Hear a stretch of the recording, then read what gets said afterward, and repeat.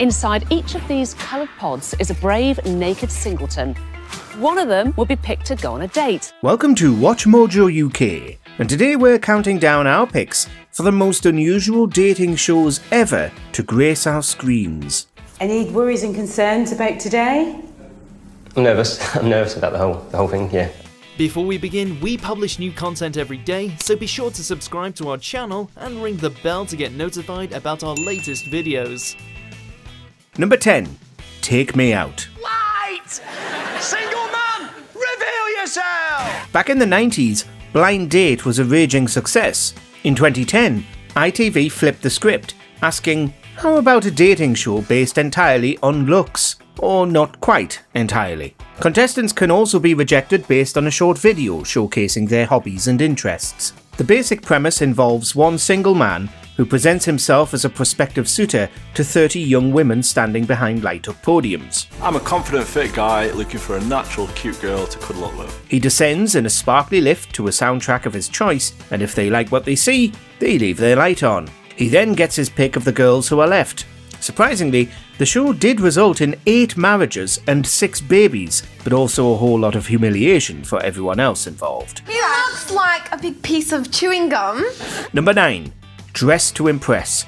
I'm definitely going to get the reaction off the girl, as in, is Gok one on this show, because it's going to be that good. In this dating show / shopping challenge, 3 contestants compete for a date with a budding fashionista. They're given a brief and tasked to find the perfect outfit to fit the occasion, be it a rooftop party or a walk in the park. The jeans are fine, they're not what I asked for. Is this the most reliable method for finding your soulmate? Probably not. But it's entertaining to watch the clueless hopefuls tear around the Trafford Centre, fretting over the big questions. Are these trainers ugly? What does she mean by monochrome? And does this bucket hat and cardigan combo really say Great Gatsby? The boy or girl who picks the least offensive outfits wins the day, but the weirder the looks, the better the episode. I was expecting this to look a hell of a lot worse. Number 8. Hot Property. So, please take off the blindfold in 3, 2, 1. A person's bedroom can reveal a lot about them, and that's the basic premise of this bizarre BBC 3 show. One lucky girl or guy has a nosy around 3 rooms belonging to potential partners. After narrowing their choice down to 2, they also get to meet a friend or family member of their future date before making their final decision. Yo! Along the way, the picker is accompanied by the hyperactive host, young Philly, who joins in enthusiastically, rooting through wardrobes and under beds. It's odd that no one seems to bother with a deep clean before letting a camera crew into their bedroom, but maybe honesty is the best policy. What if they're his? Number 7. Farmer Wants a Wife. Meet 12 eligible bachelors seeking that special lady. Someone like Claudia Schiffer, Little Milk the Cows. The original version of Farmer Wants a Wife premiered in the UK in 2001. The limited series took a handful of real-life farmers and a selection of women from the city in an attempt to find wives for the farmers by the end of the programme. It was revived in 2009 with Louise Redknapp as a presenter. One of our lucky farmers will have to separate the wheat from the chaff and choose their perfect match. It's a strangely old-fashioned premise, but the female contestants seemed happy enough to take part in this televised cattle market. Meanwhile, the farmers looked like they'd been chuffed with any of the glamorous options provided to them. The Australian version of the show is still going strong and can boast 16 relationships, including 9 marriages and 21 babies. Farmer Wants a Wife, Thursday 9:30. Number 6. Dating in the Dark. Taking the concept of a blind date to a whole new level, Dating in the Dark selects 2 people looking for love and shuts them up together in a dark room. I don't know about you, but I wouldn't mind a second date, to be honest. honest. Yeah, no, I think I've been really pleasantly surprised. Really? After the date's over, they get to have a sneaky peek at what the other person looks like. If they still fancy them, they'll agree to a second date. If not, it's all over. Not quite sure what that face is telling me.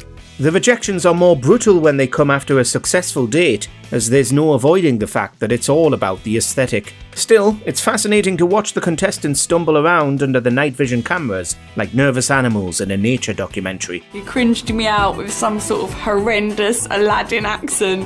Is that my Jasmine? Number 5. Married at First Sight. You see what I'm dealing with now? It's insanity. Arranged marriages and reality TV might not strike you as natural bedfellows, but Married at First Sight proves they're a winning combination. Maybe not in terms of marital felicity, but certainly when it comes to entertainment value. The show sees a group of total strangers paired up and married off at the beginning of the series. We then track their budding relationships through the ups and downs of early married life. There isn't any physical affection. Our marriage hasn't been consummated.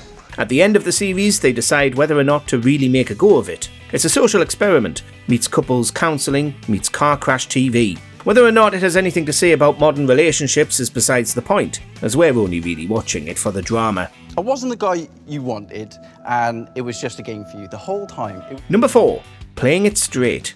Not all of you are who you appear to be.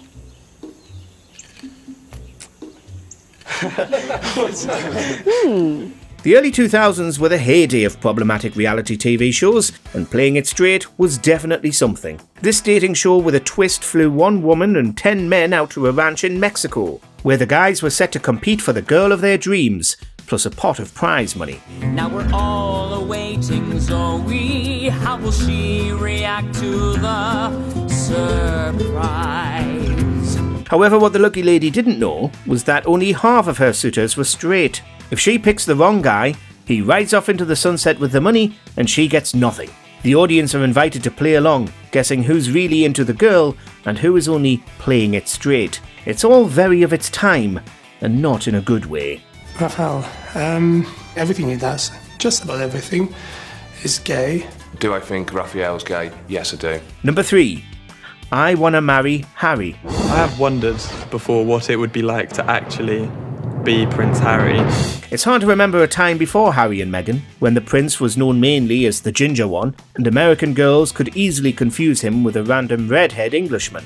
In 2014, the Fox series I Wanna Marry Harry flew a group of unsuspecting young women off to a castle in the UK to compete in a Bachelor-style reality show. How are all of you? This tea looks really good for you right here. Does it now? Once there, they had their phones taken away and were aggressively gaslighted into believing that the bachelor they were fighting for was in fact the real Prince Harry. Amazingly, it worked. Ethics aside, it was a masterclass in the power of suggestion, but not entertaining enough to stop the show being cancelled after only 4 episodes. So you think he's Prince Harry? I can't wait to rub it in the girls' faces later. Number 2. Sexy Beasts. Are you a flirt? No. Like Blind Date and Dancing in the Dark, Sexy Beasts encourages its contestants to look past surface level appearances and focus on the personality underneath. To ensure no one's distracted by their date's looks, each participant is made up to look like a beast. It's unnerving to watch these weird creatures making small talk over dinner, especially as eating looks like it might be difficult under all those prosthetics. No, I was going to give you graceful points, but that's over now. The main problem with Sexy Beasts is that once the masks come off, all the contestants seem to be conventionally good-looking anyway. This undermines the concept somewhat, but it's a good gimmick nonetheless. You are my type to a T, but maybe you're a little bit too much of a ladies' man. Number 1. Naked Attraction. Inside each of these coloured pods is a brave naked singleton. One of them will be picked to go on a date. Putting yourself out there is scary enough when you're fully clothed, so spare a thought for the contestants on Naked Attraction. These open-minded members of the public lay themselves bare on national TV in an attempt to find their perfect match. Starting from the feet up, the naked bodies of the participants are revealed in stages, and a potential love interest eliminates one hopeful after every round. Please reveal the bottom half of the bodies. When we're down to the last man or woman standing, the picker gets naked too. They sometimes share an awkward hug before setting off on their first date. It's all so weird, it's a wonder it's allowed on TV at all, but it's also strangely wholesome, showcasing real people with real bodies, just looking for love. We've all got a naked body at the end of the day. No one's is perfect. So might as well embrace it and enjoy it. If you had to go on any UK dating show, which one would you pick? Let us know in those comments below. How you doing? Do you agree with our picks? Check out this other recent clip from WatchMojoUK and be sure to subscribe and ring the bell to be notified about our latest videos.